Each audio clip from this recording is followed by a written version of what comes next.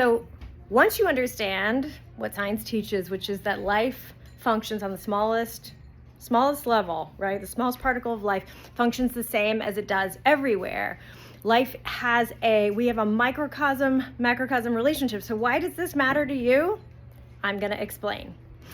When we are noticing things that are wrong with the world, right? Or when we're noticing things that are problematic in a relationship that we have, whether it's with a person, an activity, behavior, an environment, right? It's ultimately kind of a mirror for us. And we understand this in the realm of holistic health as well.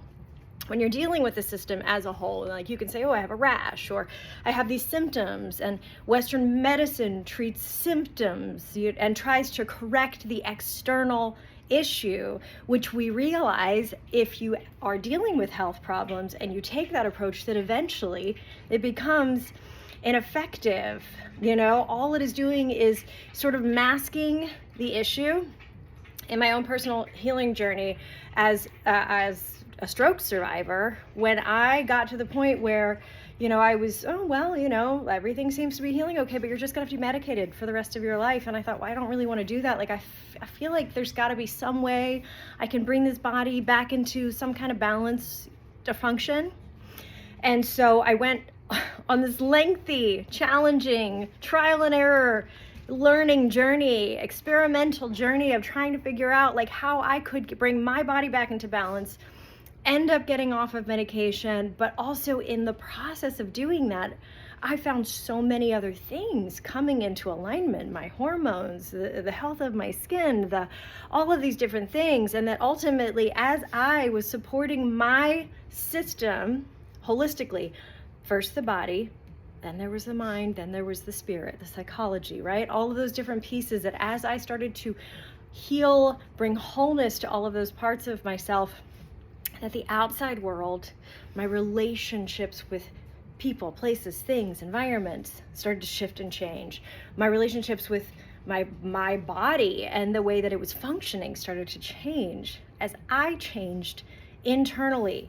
My gut microbiome, my chemistry that's running my system, increasing my body's ability to absorb nutrients, fortifying it. All of those things started to change in my external world. So let's take that another step further.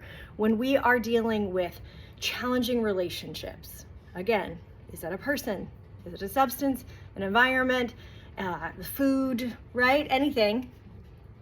When we are dealing with the collective environment, the environment we have with our government, the environment we have with our family, the environment, like any relationship that we exist in, if we allow that to be a mirror for us to kind of show us where maybe there is a misalignment within our microcosm, the microcosm of me, and then we go to work on bringing wholeness to those parts of ourselves, what we find is that we start to bring wholeness and alignment into the relationships that exist outside of us.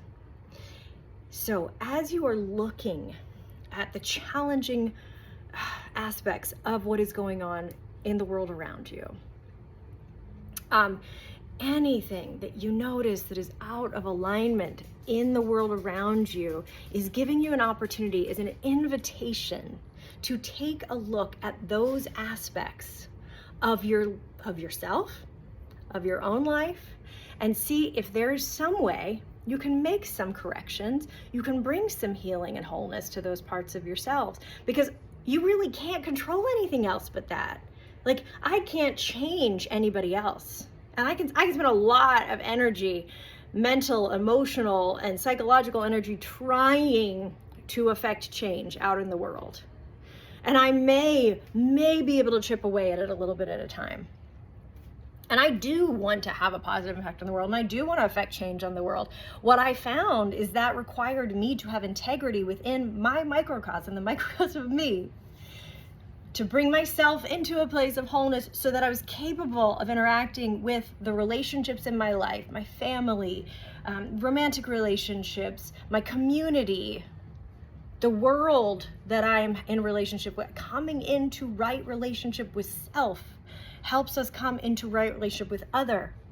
And as each of us takes that radical personal responsibility to figure out how to come into right relationship with self, ultimately, what healed me on the deepest level was coming into a loving relationship with myself and everything I do, how I feed myself, the activities that I choose to participate in, the way that I interact with the world around me comes from a place of love, because the relationship I have with myself is one that is loving. And I am constantly deepening that loving relationship with myself, which enables me to show up in the way that I want to show up in the world. And if each of us are doing everything that we can to do that on the microcosm, that is ultimately how we can help to awaken and impact the world around us. And there's a ripple effect.